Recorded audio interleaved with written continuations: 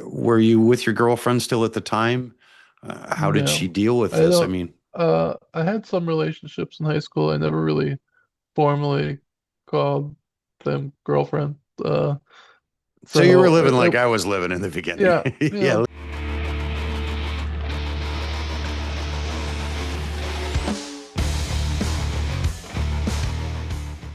Good evening, folks. It is Wednesday, May 6th. You're over the hump, and you are listening to the Empower Hour with me, Don Wyckoff.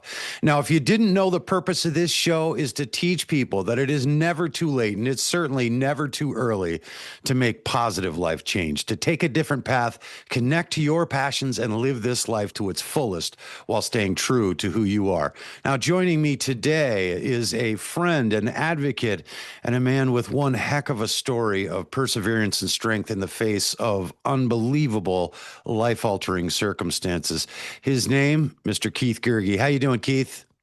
Good, Don. Thanks for having me. Yeah, man. Okay, so Keith, I want to take people through this because there's a moment that happens in our lives where we have this dream after we graduate high school and we're thinking about all the things that we're going to do. And, we've got plans, we've got ideas. You had graduated high school in what year was that? 2009? Yep. 2009. And then, not to tell your story, but just to get people to the point. So, you at that time were a championship swimmer for your school, right? You were like, I mean, were you going to the Olympics with this? What, No, what did you not plan on not doing? quite. Not No? quite. Summer swim team. I'm one of three. So my brother and sister, older brother and sister, did varsity swim team in high school, Kingston High School. I did not. I was on the varsity crew team, but we all did summer swim team. So Mm. since we were like 8. But like, I've been in your room, dude. I saw you had medals Yeah. all over the wall. You were a championship swimmer. You were a badass, dude. Built like a brick. You hmm were solid and ready to go. You had a girlfriend. Everything was going great. Take us to the day that of the injury and tell us kind of what happened, what was going through your mind, and just yeah, bring us there. Yeah. So August 10th of 2009. We decided to go to, for the first time, Bethany Beach, Delaware, for sort of a pre-college vacation. My family and I, and my friend Marco came with us. And so that day was our first full day there. We had arrived the day prior, and it was early. I think Marco and I probably went to the beach around 9 a.m. And we had been swimming and sunbathing for a couple hours. My sister, cousins, and uncle were on the beach with us. My parents were still at the house that we rented there in Bethany. And I vividly remember that my cousins and sister had gone to get like snacks on the boardwalk. And so we had decided to go for the last swim of the day before we would get snacks. And Marco was running in front of me. Typical, you run into the surf until it goes up to your legs and it's hard to run. And then you jump forward. And my typical, you learn in swimming, you're streamline, you jump off the block, you dive into the water doing a shallow dive. And that's exactly what I did. But the water in front of me was not as deep as I thought it would have been. And almost instantly, I dove and it hit my head on probably what was like a foot of water. It had to have been very shallow. And instantaneously, it felt like my body disappeared, and I had a great pain in the back of my neck. And I was still never lost my consciousness throughout what I will explain to you, but I was just floating there. I knew there were patrons around me swimming, that I wasn't unseen by others, and that Marco was in front of me several feet, maybe a couple yards. Um, and I was just shocked that, like, no way, this isn't happening. And it was probably 10 seconds there that I was holding my breath. And I thought I would just bounce out of it. I had heard a story of my Kingston, my high school um, professor. He had a similar like diving accident. He dove into a pool, and when he hit the water, he couldn't move, and then like kind of just popped out of it.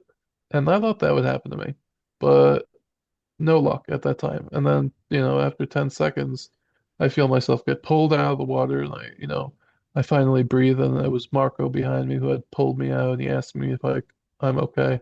And I remember the words I said, no, I broke my fucking neck. Those were the words I said. Um, and I just knew from class before I was in a health career track and I just knew what had happened. And so he pulls me back out of the shore.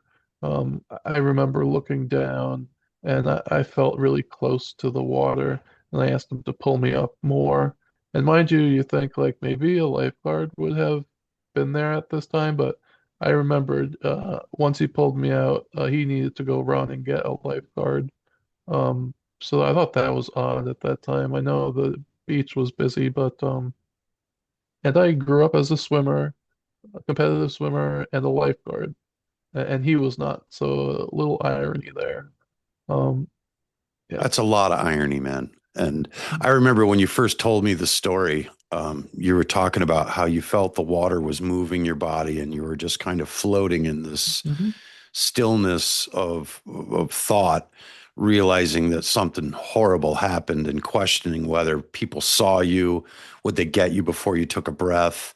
Were I That one always gets me, man, just that whole thought process. And then, the horror of the fact that you don't have a lifeguard there.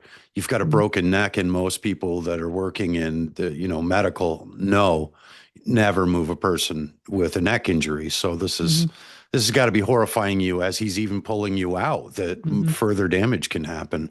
Were you still optimistic that, this might be okay?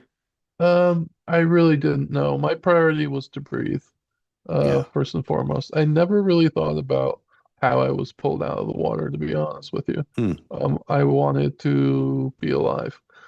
And Yeah. yeah, it was typical, once the lifeguards did arrive, it was, on the backboard stretcher, ambulance, helicopter, and to the ICU eventually.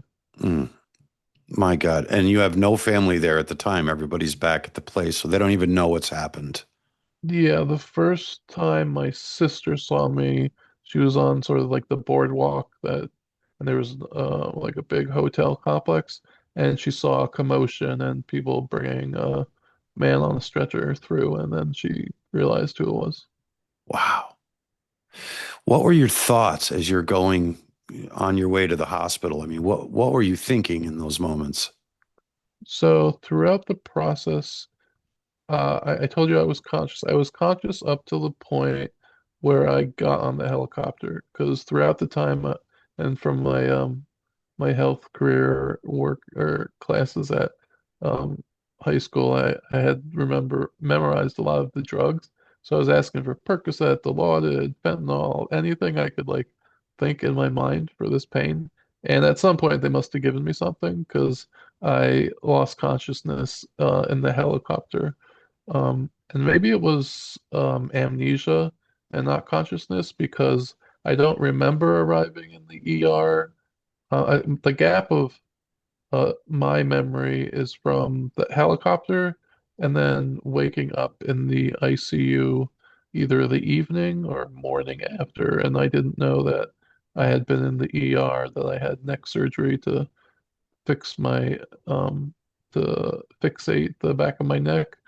Um, so yeah, I don't remember your So they question. fixed the bone, but they could not fix the spinal column that was severed, right? Or Right, detached, or yes. what was the. So when I hit my head, the third and fourth cervical vertebrae actually dislocated and pinched the spinal cord. So no actual bones were broken. So I still to this day have not had a fracture, but the dislocation, or they call subluxation, that needed to get stabilized. So I have two rods and four screws in the back of my neck. Um, so yeah. So let me ask you this. When you were in the helicopter, you're starting to feel the pain of this now. You Mhm. ask for the drugs, they give them to you. You said you lost consciousness. Did you have any other experience? No, no. And it hurt the second I hit my head in the water. Like that was like the lowest of my body that I could feel was the base of my neck. And it Wow. was just really, really hurt. It was And did sore. you It know was the extent? I mean, did you know I the didn't extent? know if it was a dislocation or a shattering of bone. It just hurt a lot. Um, You knew you couldn't move though, and, yeah, I and, knew and it everything was, had changed. nerve damage. Yeah. Now bring us to that moment when you wake up and you're in the emergency room. You're analyzing the body. What's going through your head? Yeah, like you said, I was very physically active. Would bench reps 225 easy. I ran a lot. So I remember the definition of my muscles were still there at this time because it was like the first day. Hmm. Um, and I wake up and I have, I'm intubated, so I have this tube down my throat, so I can't even mouth words. Even though I could breathe when I had the injury, the level is so close to where your diaphragm is innervated. I think it's C3 or C2. So they put me on the ventilator um, during and then left during the surgery and left me on it because it's common. You get what's called spinal shock.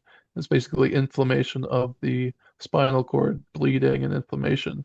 And I could tell when I woke up, like I couldn't trigger my diaphragm, and this machine was breathing for me. So I thought Wow. that was strange. Like I lost more after, and so can't move. I just feel like a head ahead. And I was really also with the spinal shock, I would get fevers and chills, and I didn't know which way it was up or down. I felt like I was sometimes hanging upside down, very disorienting.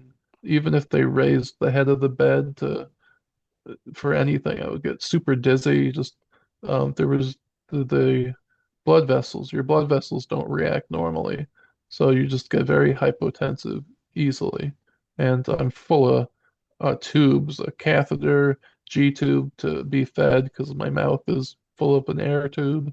I've got this central line under my clavicle for drugs. One of them, I think, was reading my blood pressure, fluids, um, probably more tubes. I'm not remembering at this point, but I so mean, were you horrified, scared? I mean, what was, a lot of uncertainty. I mean, my parents were around me, telling me what was going on. Remember one of the first things they explained the ventilator, because mm, I'm sure they imagined like he doesn't understand. So um, they explained to me that this you need this to breathe.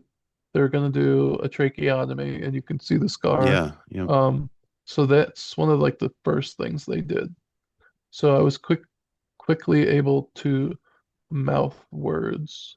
After that, that was kind of like, so I wake up in the ICU first, I get kind of a debrief, and then it's the tracheotomy was the first thing, like within the first hour or two, Mm. and then they must I don't know if they did it at the bedside or what, but I lose consciousness again and then come back and okay, now I can kind of move my face more. I'm also the whole time I'm also in a neck collar, so I can't move my neck because obviously I had surgery, which I didn't really feel too much the pain of that until more like during rehab when they started, trying to get strength exercises going.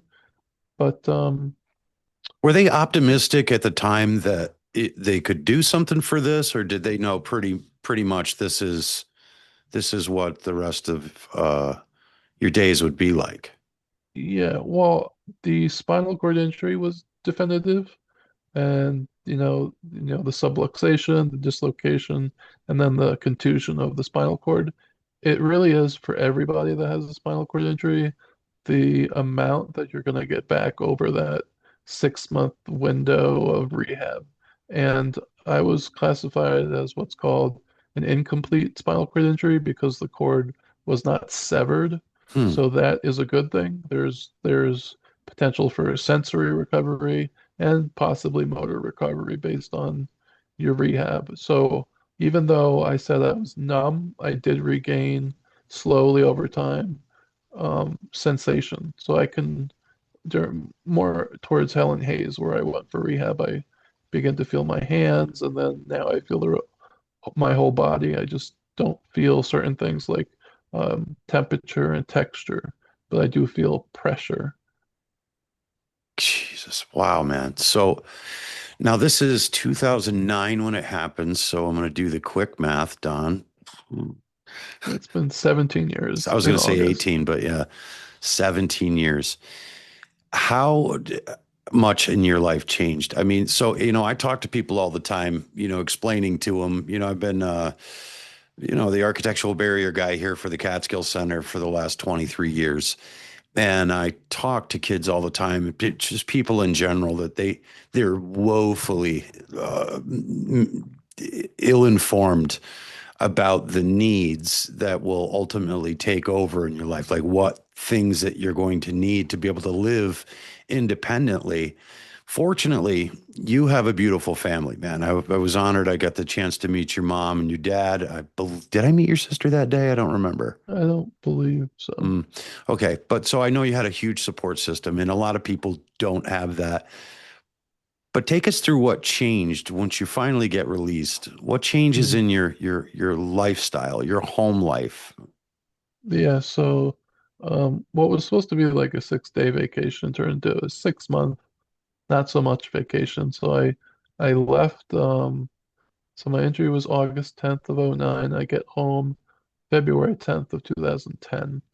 Mm, And actually, I go to up the road to my neighbor's house. They offered us to stay there because, as you know, as architectural barrier consultant, I needed to make my home accessible because now I'm in a wheelchair. So construction was still ongoing, and I have to thank my parents obviously because they're doing all this planning in the back of things like the day of my injury and throughout the whole 6 months of getting on Medicaid and Social Security and yeah, NHTD waiver that paid for it. Um, so the changes. Well, I was on track to go to Philadelphia University the end of August for a 5 year master's program for physician's assistant studies. So I kind of quickly realized after, you know, I went home that that is not going to be the vocational future. So I had to figure that out. And what I'm good at, I spent a lot of my days early on watching a lot of C-SPAN uh, because I knew I was reliant on a lot of public services. So yeah. politics kind of like was interesting to me. So I'm just sort of a blunt person, and I think my interactions with my service coordinator for my local independent living center, she kind of knew me as a political person, so there was an opening for systems advocacy early on. I think maybe 2011, like a year in now.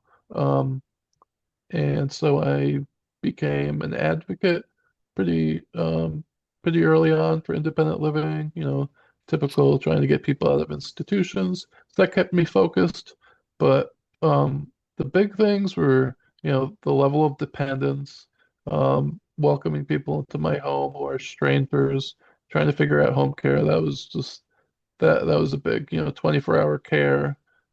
People call out, then your parents are taking care of you, or my parents are taking care of me, or friends and family members. Um, so yes, One vocation. of the things I wanted to say, and just kind of freeze frame there. I think when you listen to the story and you realize that you had these dreams of becoming a physician's assistant, you were on track, you were ready to gonna go down there, you had scholarships and everybody supporting and pushing, you had it all planned out and figured, and in an instant, life changes. But what I didn't see from you, and maybe it's because, it was well enough after your injury that I had met you, but I have never seen you complain about anything other than what politics are doing to people that need these services. But I got to imagine you. How did you deal with God? How did you deal with what in most of our lives we would think we're 18. I am promised these things. This is owed to me. I've worked hard. I'm done. How can this be taken away from me like that? And then, I mean, because the irony of it is you're a championship swimmer who jumps in the Mhm. water and loses your ability to move. I mean, that's the crazy part of this.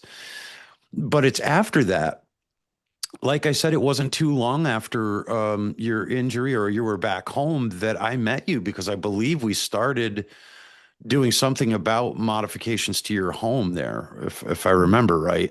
I don't remember why I was down there in the first place, but I think it couldn't have Probably, been too long after your injury. yeah, probably what I think we met pretty early on. I think we connected through the whole independent living network, and you Hmm. wanted to do an interview, and you were talking to students. Um, and so I did an interview. I just like to, I feel like, I guess through the work, you realize how many people are languishing and not ideal circumstances in nursing Yeah, homes. yeah, for And sure. I'm But I like, I'm mean, receiving all this care and I'm independent to a degree, and I feel like I should, tell my story, educate people, kind of give them. And I had kind of a worldly perspective. Maybe it's a survival instinct that, bombs are dropping on people's houses or you're digging through the trash for your meal. yeah, yeah. Um, I That's a just good soul felt, that sees that and knows yeah. that, man. But I got to tell you, at 18 years old, I don't think I had the fortitude in me to accept that this has happened. There are other people that have it off worse. I wouldn't have had that in me. And I'm just wondering, because you had a girlfriend at the time, you had everything going for you. How long did it take you to get over and I don't want to say poor me because holy hell, poor you. Yeah. But how long did it take you to get to the point of acceptance and realizing, well, we're here now. Let's move forward? Well, like I said, maybe a bit of a survival mechanism, but there was definitely in Helen Hayes that whole, denial, grief, and then eventually acceptance.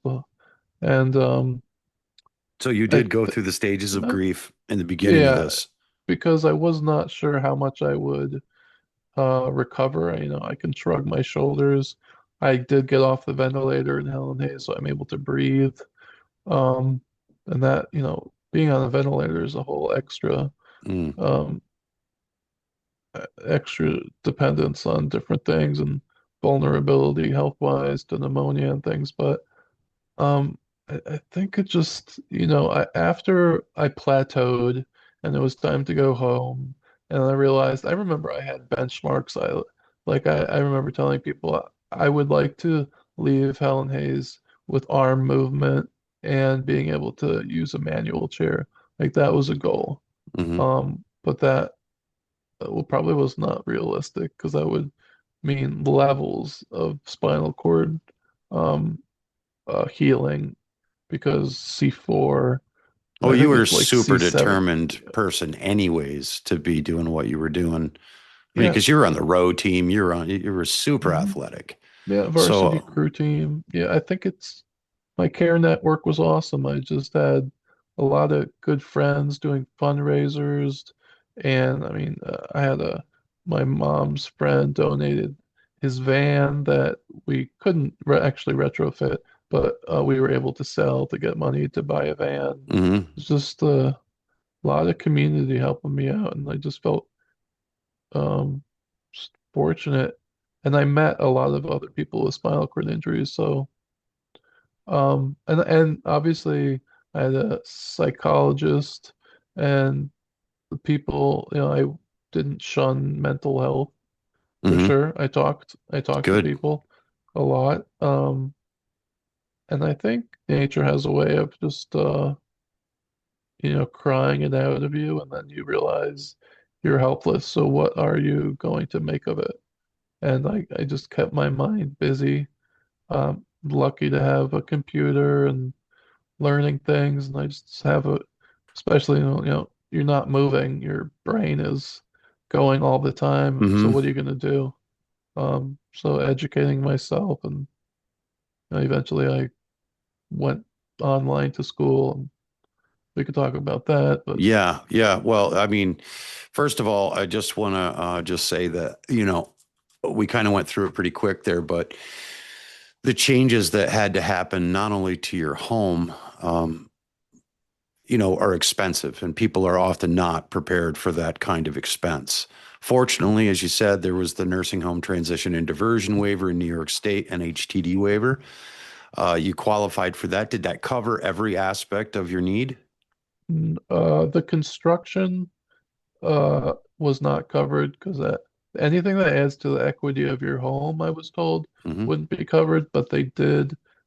So we built the elevator shaft and the wheel-in shower, but they did pay for the lifts.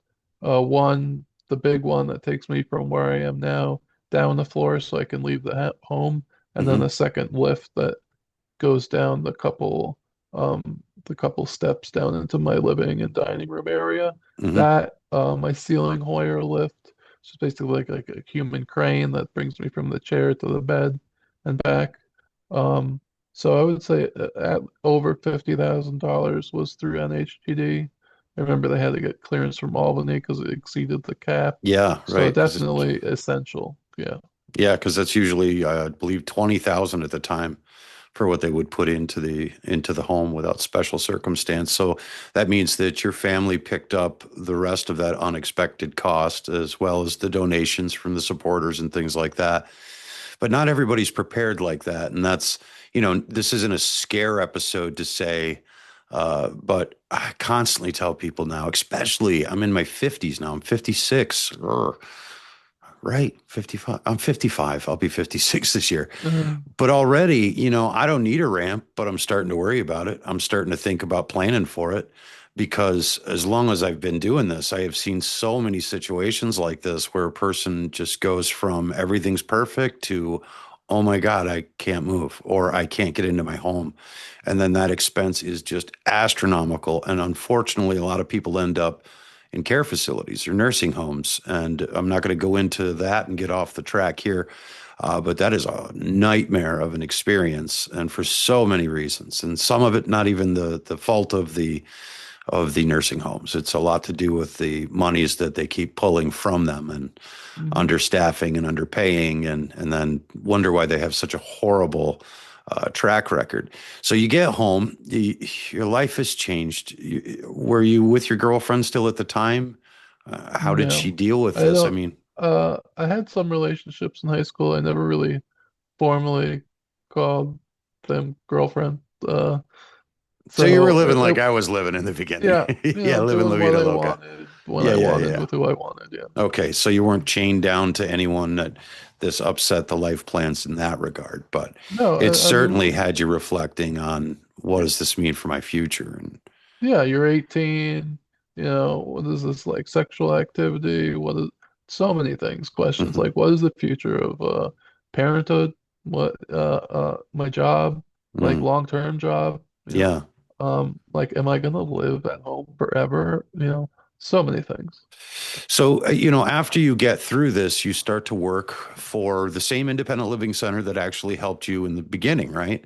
Correct. Yeah. And so, for how many years did you do that? Because I know for a long time you were a very vocal advocate, um, doing interviews, making the news, going to the legislators, going to Albany all the time, um, and Yeah. really pushing to support and help people to understand what all of these issues are. So I simultaneously worked at RCal and tried to and did go to the community college part-time until 2016 when I transferred my credits to SUNY New Paltz to get my bachelor's. So in 2016, I stepped back from RCal for about like 2.5 years and got my political science degree with a minor in law. And then after I graduated, I interned with our then Congressman Delgado for like a season. Mhm. And in late 2019, I actually went back to ArCal to do systems advocacy until around the end of 2024. What made you decide to kind of step back from that arena? Well, so this goes to like the next chapter of my life, which is faith. But it was just time for me to do something else, one, and also I just kind of had this rattling experience when I was really down in the dumps one day, that followed several nights of not having a caregiver at night and relying on my father to turn me at night and just sort of like, is this going to get better? I do not feel like I am living, I'm just surviving. And then I just could not stop sobbing. And then I just, I felt this like my brain got tuned to this other channel. And I felt this communication that I've shown you the signs. And in that instant, I kind of like a flip book of all my past. I grew up Catholic, and all these times that God had either pulled me towards or away from good things or sins, and all these interactions I had had, and the fact that I'm alive today. So what does all this mean? And so I was like, well, that was crazy, and I did have a crazy life before, but I had never done mushrooms or psychedelics, and that was the closest thing to Okay, yeah, a because I really want psychedelic to cover experience. this. I want to cover Yeah. this. Okay, because I think I told you, I don't know if I did or not. I had a near death experience, and Hmm. actually, Moody, his book of Life After Life, did you read that? He No. talks about, and he came up with the term fear death experience, which is what I think I actually had because in the accident, I wasn't close to death, but I absolutely 100% detached from my physical body, was able to not watch the accident, but it was like all of a sudden I was just like looking at this smoking, steaming pile of wreck down here with no attachment whatsoever to why I'm seeing it, to any of the occupants. I didn't even question why. It was just like I was instantly an observer. I go through this in my own thing, and I don't want to detract from your story, but was it something similar to this that it would be considered like a spiritual separation from the physical body that you kind of went through? No, I call it a communication. Um, very, it was very sudden, probably a second. But also with that, and I can't explain this, was sort of felt um, like a lot of the depression, anxiety, also a lot of the like sexual carnal garbage, I would call it, was sort of vacuumed out of my head. And I felt like it was God giving me a hand up to like start this next journey. And I tell you, I mean, um, it's been well over a year and a half. I think that I've watched any pornography. I kind of started stop. I just with like I wasn't trying to stop. I mean, I haven't smoked weed in a while. It's just a strange. I wasn't trying to, but it was like I just got help all of a sudden, and I can't really explain it other than that Let's freeze moment. frame this for a second, man. So you were saying that there was some time in it. Leading up before the spiritual awakening, you're kind of still dipping your toes into the pleasures of the human experience, Oh yeah, forced to know that even though what you're feeding your curiosity, you're not feeding the carnal knowledge, you're not feeding the sexual stuff.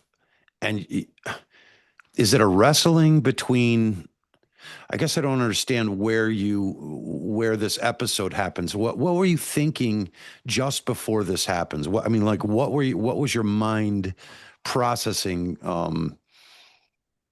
that would trigger this? I mean, because you said you had depression and stuff going on. Was this a slow yeah. build, this depression? No, it was a moment of just I was sitting in front of my computer, kind of like I am now, and thinking about the last couple days.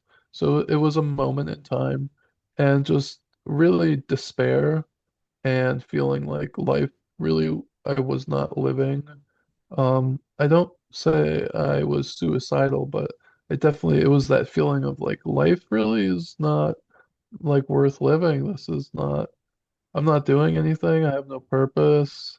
Yeah, I do all this stuff, but I'm just surviving. I'm such a drain on people's work and like, so it was this very low emotional moment, and then sort of like, the darkest, when everything is most dark, you can see the faintest light type of Mm. thing. And it just like grew, and I was like, hey, I'm here.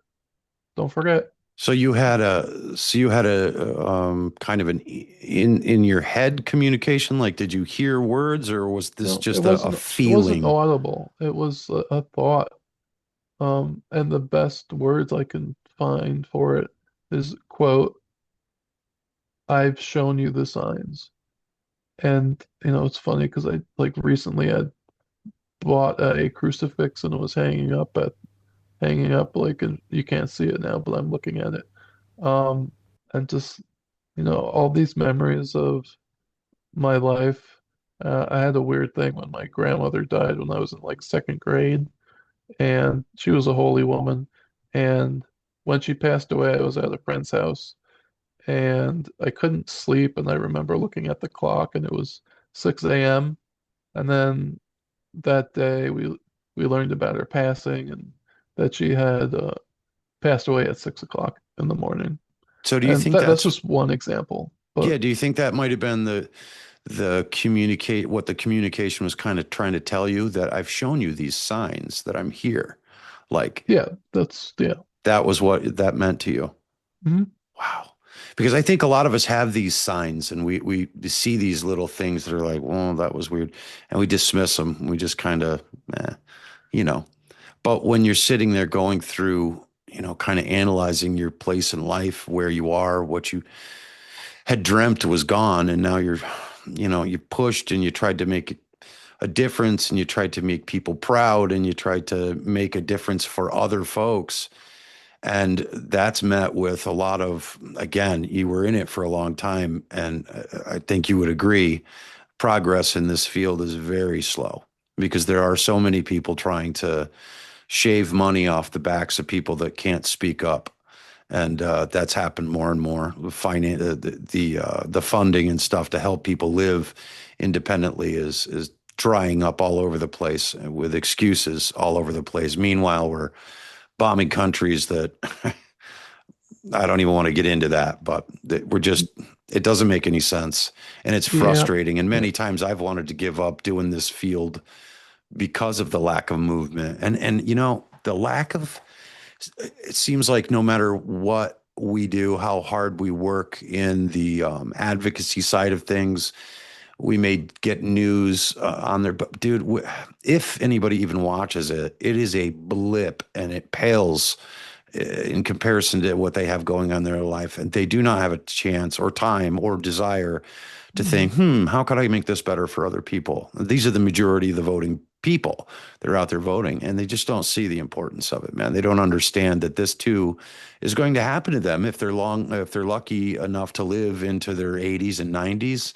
Stuff breaks down, man. It's duct tape and bubble gum, and pretty soon, you got to make some serious changes in your life, your lifestyle, uh, to be able to survive it. So I got to assume that as much as you put into it, redirected your life and found a focus and a mission. I was really shocked because I was like, I was at the conference one time and I was like, where's Keith? And they said he's not doing this anymore. I was like, what? And then I think I reached out to you and you told me, yeah, I'm not doing this anymore.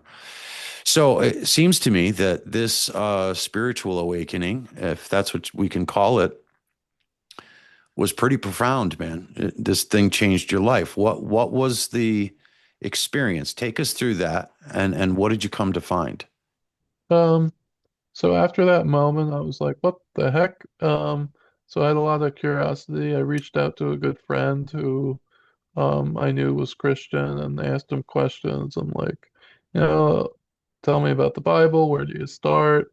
So I started reading the Bible and listening to expository sermons and trying to educate myself. And now, well, where are we? We're the middle of 2026. So in February, I was baptized, um, and gave testimony and all this. Um, and I'm journaling. So I do my hope is to write a memoir one day, but I feel like I'm in the middle of it right now. I told you, the accident, the work, and then, faith journey. Um, there's just, I have still so many questions. I think a lot of new Christians and even unbelievers have about, what about the other world religions?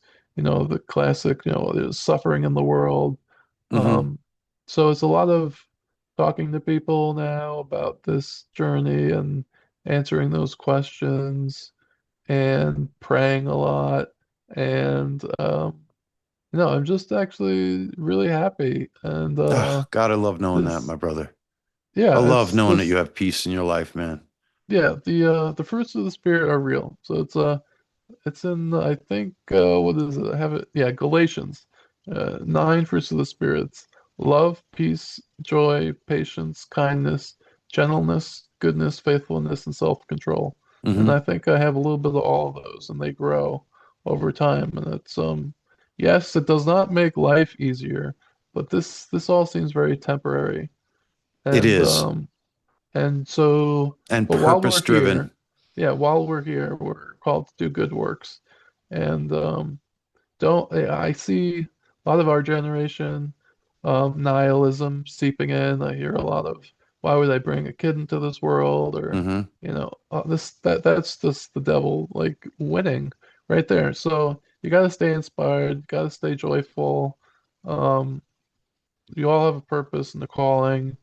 I think maybe many people think it's very cliche that like the answer is love, but it like truly is. I mean, see what the world is going on right now. I think that's the opposite of love. Love your neighbor. You can't Yeah. just go around killing people all the time. Um, Well, it's very so few that are yeah, doing the killing. Most of us are in the love side. We I believe understand that. that Yeah. this is wrong. This sucks. This is not good. And we just there's not an opportunity for the good folk to be Hmm. able to stand up and do anything of significance when even in our own country we have been attacked with gas, which is illegal according to the what's it called, the rules of engagement in war or whatever. Hmm. Like, using gas is not something that's legal to do for us in the United States, but we do it to our very own people to break up, riots in the street or people, unsettled, and they're doing these kind of things, and I think it gets swept under the rug. Um, because too many people are starting to ask questions, and our ability to be able to reach out and look at things in a whole leaves you with I don't know, it leaves you with like, are we the only free country? No, we're not. Are we subjected to propaganda? Yeah. Yep. Hmm. I would say North Korea level propaganda, because we are being told things that are absolute lies. And then they admit them, like the UAP, the Kennedy files, all the stuff Hmm. they just declassified. They admit that they were lying the entire time about, Roswell, the UFOs coming, just all this kind of stuff. So that didn't happen. Your tinfoil hat, you crazy conspiracy theorist. And now, oh yeah, that video right there, we have no idea what that is. That's probably interdimensional, and it may be a UFO. Why is nobody questioning this? Why do people still buy this load of shit that our government hands out to us? And why are we not collaboratively getting together and taking this country back? I wanted to start my own new hashtag that is 1776. Tag it on everything that you're pissed off about. 1776, folks. Because if you do, the people that are following and watching the analytics to see what Americans are posting, the more they start seeing that 1776 pop up, they'll get the idea that we're sick of it. Because individualized complaining does absolutely nothing. Voting happens every 4 years to the point that you can make anything happen from it. And it's all just It's all just shit. I got to think that's why you got out of it in the first place. You saw how it's not productive.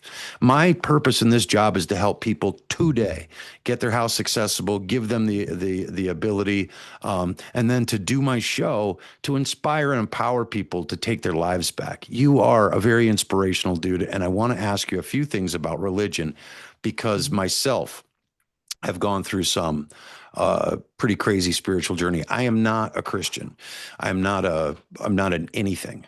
But I do believe in God. And for folks out there that are having a hard time saying you believe in God, just basically, do you believe there's something bigger than you? And if you do, well, we can call it God and just use the acronym Governor of Divinity, whatever that is.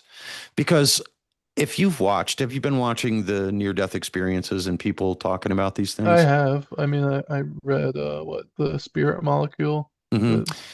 There's what is it called? International Near International Near Death Experience Association or something like that. It's IONS, Hmm. International Association of Near Death Experience or Studies. I've heard Um, about it. and that's a collaborative of all around the world. What I find interesting, and I don't know if you knew this, but have you ever heard of the myth of air? ERR, the biblical No. story. It was actually in the Sumerian text too, I believe.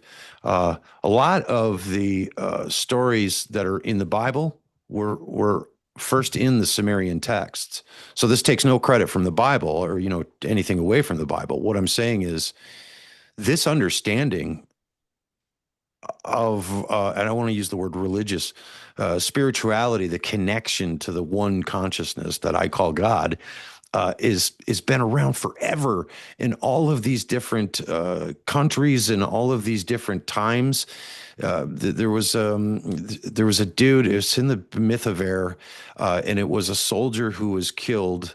They thought he was killed. They threw him in a pile. They were going to burn of bodies after this, and it was like 87 BC or whatever. Uh, and they were going to burn him. And this dude wakes up in the pile of bodies, and he like then recounts and tells a story of what he saw while he was quote unquote dead. And he was saying all of the same things that people in different parts of the world, before there was any contact or communication, transcontinental flights or boats or any of that, people were sharing the same experiences of passing, of death, of the realization that we have. Some call them angels, some call them spirit guides.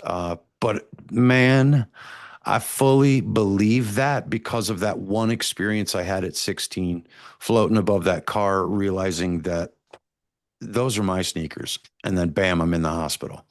Mm. I didn't see God. I didn't hear angels. I didn't have any remarkable thing. Nobody did. This was your birth. Nothing. It was just me observing that. But that was enough for me to start really studying non-local consciousness. I would love to share some stuff with you, not to detract or defer you away from your own spiritual journey, but to complement what you're already experiencing. Because I think we could all realize that if you accept that there's a God, you should accept that he's smart enough to be able to spread the very same message in a different body, in a different vehicle of delivery. You know what I mean? Like, I don't know that Yeah, Jesus would it's show up white in an African continent.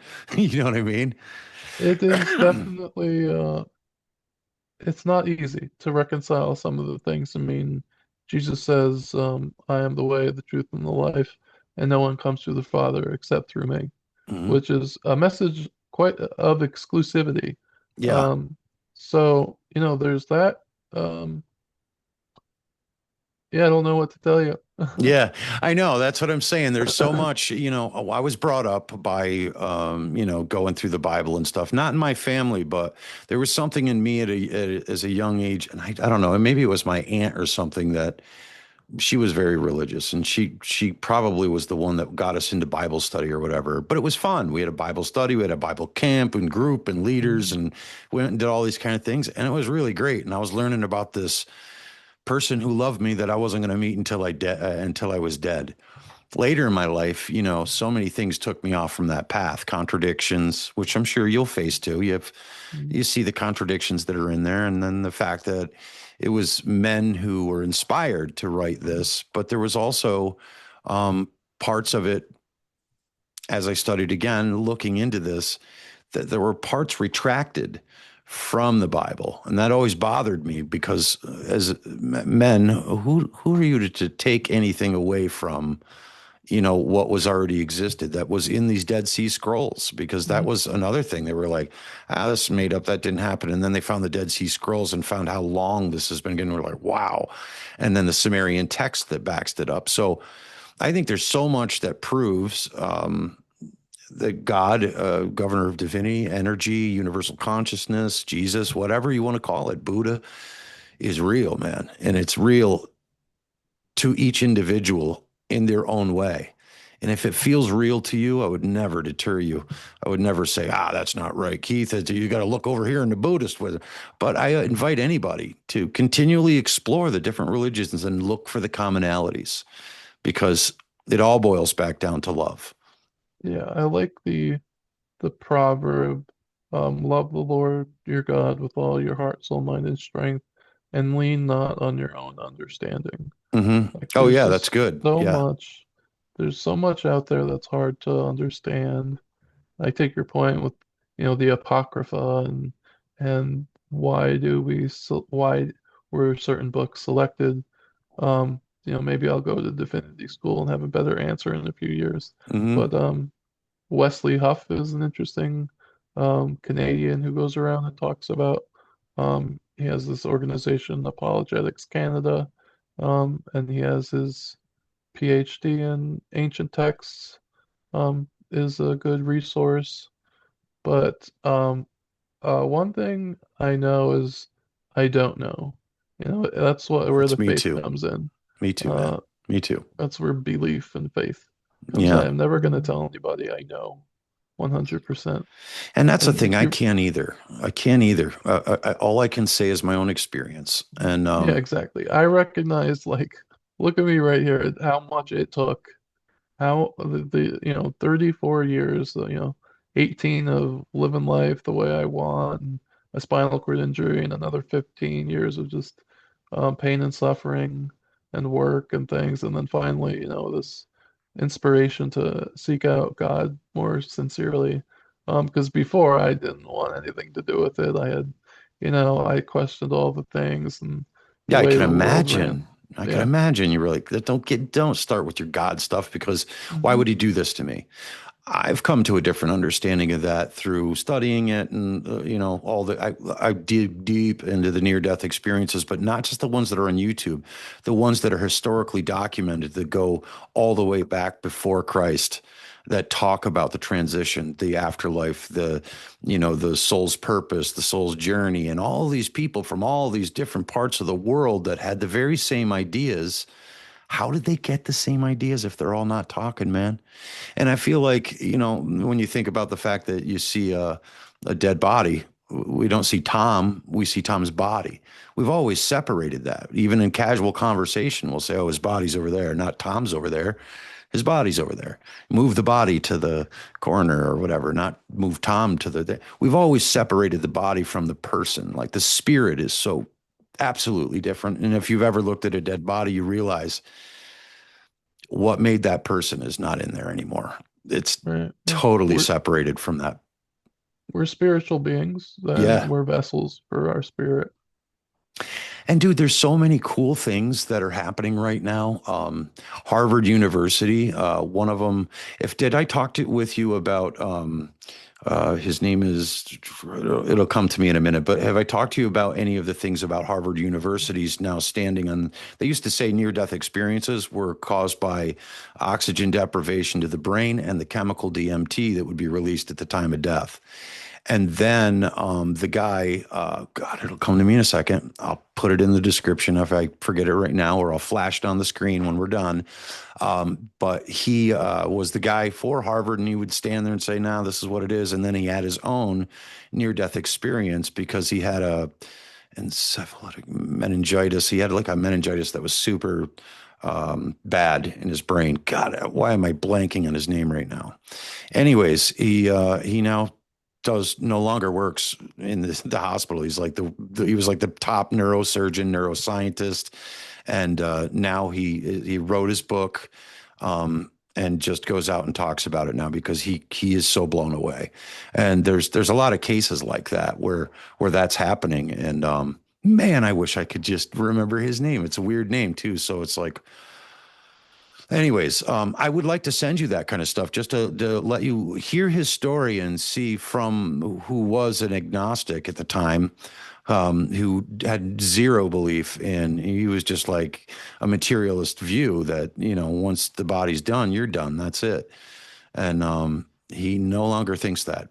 But there's many, many, many, many college level dissertations that were done by this group in University of Virginia, studying near death, past lives, things like that, where the evidence was so profound and so strong they could not argue it anymore. There's something going on. So it just lends credit when I hear a story like yours that you're at your lowest, and I can sympathize, but I could never empathize with what you went through in that moment, man. But to have that most gutting, I can only compare that to like when I went to prison and they closed that door the first day. And I just realized I got 3 years at least, and my life is never going to be the same. If I even lived through this, I was in the darkest, darkest places, but I didn't get anybody reaching out to me. I didn't hear any signs. I just had to experience it. And I think sometimes these horrible things that happen that we go, why do these people have to experience that? Well, if you look at the idea, the model of universal consciousness and that God is in every breath, or however you want to, personify this, then you realize that even the bad things are there so that good people or people can see this example, to have this empathy or to have this sympathy or to learn a lesson of their own when they hear this story. And if the case is that we all get this soul to come into a human experience and then we go back to soul, well, then it's not really that sad, is it? It's more like we're just actors on a play, on a stage. All the world's a stage and we are merely players. And that even these crappy things that happen, we were just stars and we helped other people see truths through our own pain, your drama, your trauma, the things that happened to you changed the way your parents perceived love and family and dedication to making sure that you had a great life. They had to change so many things in their lives. So many ideas that they had to change. And those around watching, it changed them too. So when we say all these horrible things are happening, how could God do that? He's doing it on purpose, man. Because this is temporary. I believe 100% this is temporary, and that you go on.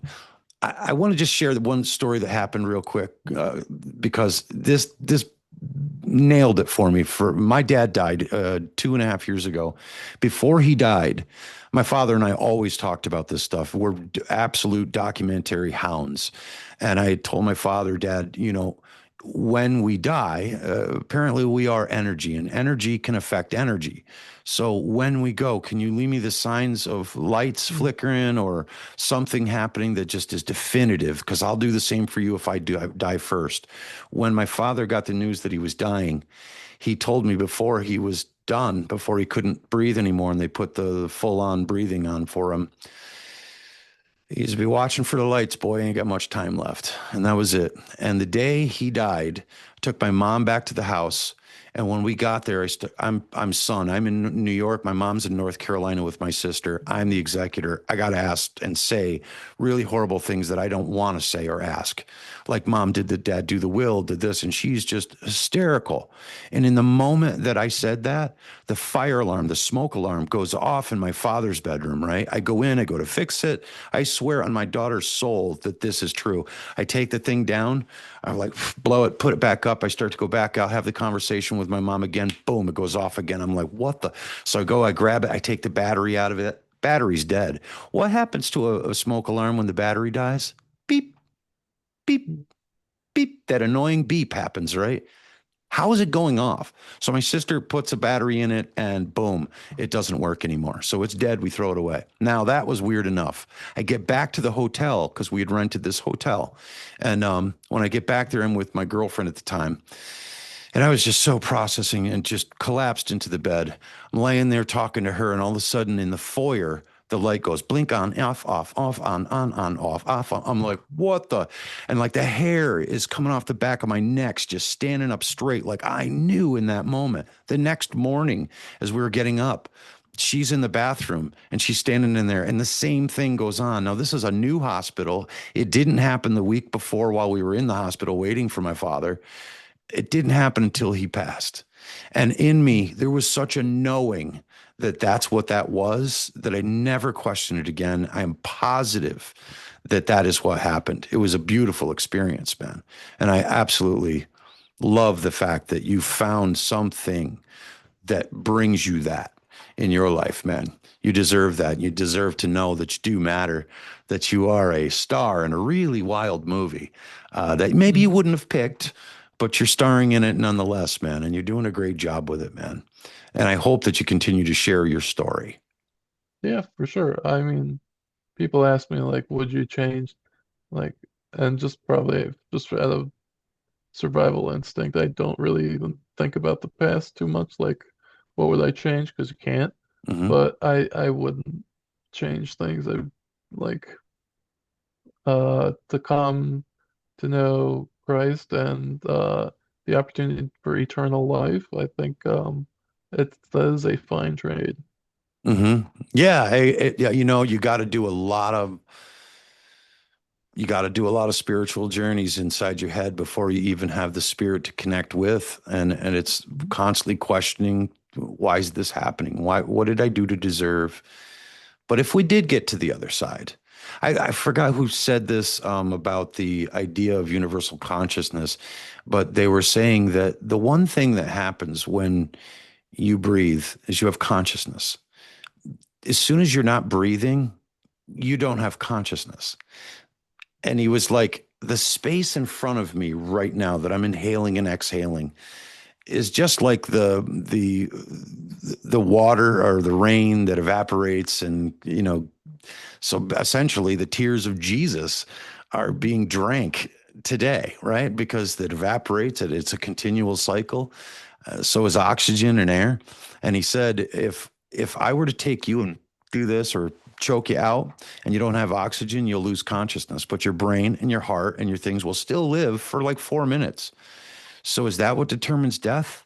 Or is it that this consciousness is what we are breathing in all the time that creates this opportunity that you hear it all the time? God is all around us. Well, maybe that's what we call oxygen.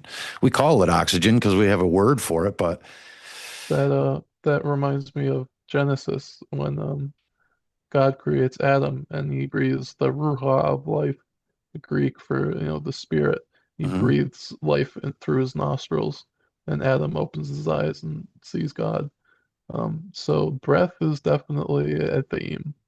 Yeah, yeah, and it's crazy because also transcendental meditation and people that reach these really crazy, uh, parts of their brain through meditation and stuff, like the Wim Hof breathing is a very Yeah, specific way of breathing. So it makes yeah. sense that if you were controlling the frequencies of breath, I love frequency overall. You talked about how you felt like you were tuned into a new frequency. Mhm. I think that's really what it is. Science has been saying about how the brain is more of a receiver than anything else. It receives consciousness, and it's going through filters that were evolved through, our history. But the idea is that the brain is nothing more than a receiver that receives consciousness. And everything we just talked about right now, we didn't write it down. We didn't plan out word for word what we were just going to say. We had an intention, took a breath, and everything I just said came out. I didn't plan any of it. So where does it come from?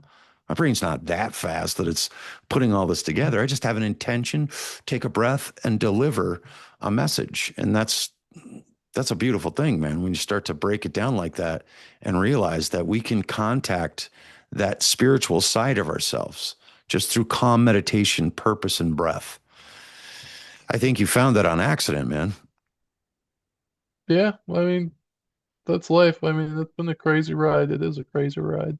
Yeah, it is a crazy ride, and it's crazy that you can find peace in it because most people would be, very angry. And I know that took a long time for you to kind of accept and get to the place where you are now. Ooh, Um, speaking of ride, can I make a shameless plug? sure, yeah.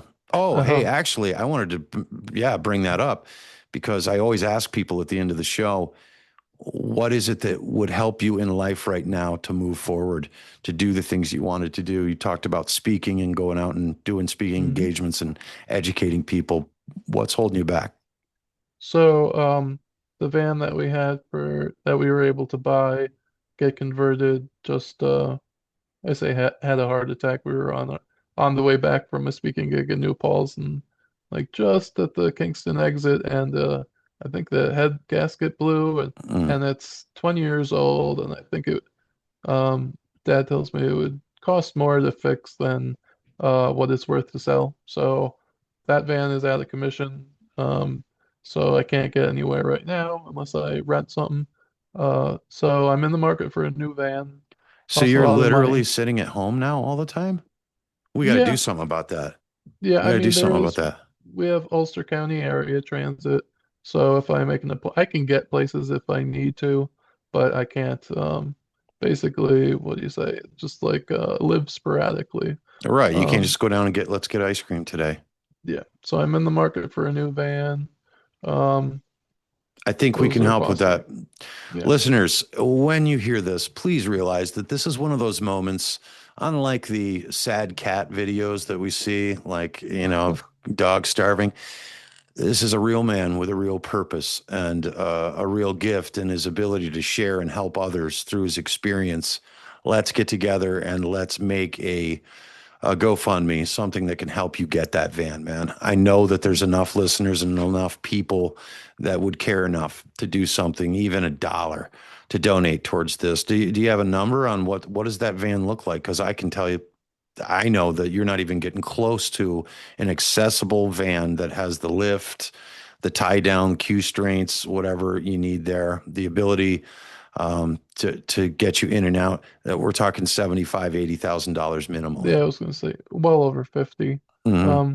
We're looking at different models. I'm about to get my new wheelchair hopefully this week, which will tell me, my turning radius and what I can fit in Yeah, a exactly, lot of because people don't know that minivans are tough. Yeah, I'm tall, how you do so this, but like what's behind you right now that looks kind of like headphones back there. Can you just yeah. tell folks what So is that? What's it this do? is called a head array, and so it's basically my joystick for head controls. So depending on what sides I touch and what mode I'm in, so everything how I control the chair is in my head, and I'm well over 6 feet, so I'm pretty tall. So I can't fit in every accessible vehicle. That's why Mm, we got a Mercedes Sprinter, Dodge Sprinter at the time.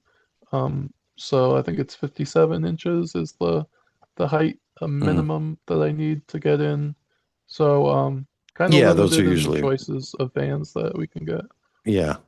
Yeah, I think we could do that. Let's work together and try to set you up a GoFundMe that would help support this because Hmm. really, I didn't say it in the beginning, but I spent 17 years doing a program called Through Children's Eyes, and you were one of the Hmm. main stories that I used to teach those kids. As you know, I would use your story when I go to the Yeah. college and talk to education majors, and I always did it on purpose because I wanted their attention. But I would show those pictures, which I'm going to show in this episode, of you hands up, taking on life. You're just ready to rock it, man. You did nothing but succeed your entire life. And then, bam, the very next photo is you as you are today in the chair that you were sitting in that day, looking out over the valley. And just there's not a dry eye in the building, man, because the girls are all watching. Oh my God, he's and at the time they're thinking he's only college age. Mm-hmm. And then when I show the reality, it just takes their breath away, and they're there to realize that, man, this is a peer of mine. This is a guy who's 18, just like he's the same age as me, and it all changed right then and there. And it was so profound to see how quickly we could grab their attention and get them to hear your story, and then to realize that they could be a huge part in helping other folks to go through this, to not have to go through it, just by teachers being able to empower and educate youth to understand the needs of people with disabilities. Because when you look at the numbers and you talk, 1 in 4 are going to have a disability by the time they're age 65. That's bananas. And it's so many millions of people, and we are so woefully underprepared, man. We're just not prepared for the reality of that. Those kids realized it because they sat in those wheelchairs for a day, a full day, couldn't get out. They had to go through every part of their day, and they realized through that wow, this isn't fair. And that was the beautiful thing. We're talking third graders, and the basis of it all was that's not fair. And they looked at their superintendents in the schools and said, why isn't the playground accessible? Why aren't the benches that we sit down for lunch, why aren't those accessible so I can sit with my friends? Now I have to sit over here. Now I can't play gym. They were so outraged, man. And it was a beauty. It still goes on today. But having somebody like yourself able to get out there, spread the message, empower people through your own story, is something that you need to do. And I think continue with your faith, brother, because I'm going to pray for you, man. People are listening right now are going to pray for you that you get that van, that you get that peace, you get that guidance to know what your next steps are in life. And I think, maybe next year when we have the conversation again, we'll see how things went and what went on from there. Because you're a constant lesson, in life and how to take it, deal with it, and move on. And dude, I wish you the best, brother. I'm going to do everything I can do to get this out as soon as possible so people can hear the story. But ultimately, just in a recap, you'd really like to get out there, educate people, working with schools, or you don't want to work with the legislators anymore. What are you looking to do now? Oh, well, I don't really know what I'm doing. I want to write. I want to continue to speak. Hmm. Um, the world is my oyster. The possibilities are endless, but Yeah, I I need gotta to say, actually Keith, if go you could, somewhere. if you could get a book or even a small book put out that outlines, what we just talked about. Hmm. I mean, it would be such a huge thing. You'd be presenting and getting paid to do it, but it all boils down to that van. We got to get there. So we're going Hmm. to focus on that. And I hope if you're listening, folks, and you're thinking, man, I would love to help, you can follow the link in the description. There'll be a link for the GoFundMe, and help in any way you can. And we will be so grateful and so appreciative. Yeah, And and even if you have a good friend network or professional network, share it. You don't have, mhm. can't donate, just share it. Yeah, yeah, it's huge. And a lot of people underestimate that. But just simply by liking this video, the algorithms of YouTube helps us a lot. And they go out and they start to pick up these videos and share them more on the homepage just because of the likes. So if you comment, that's even better.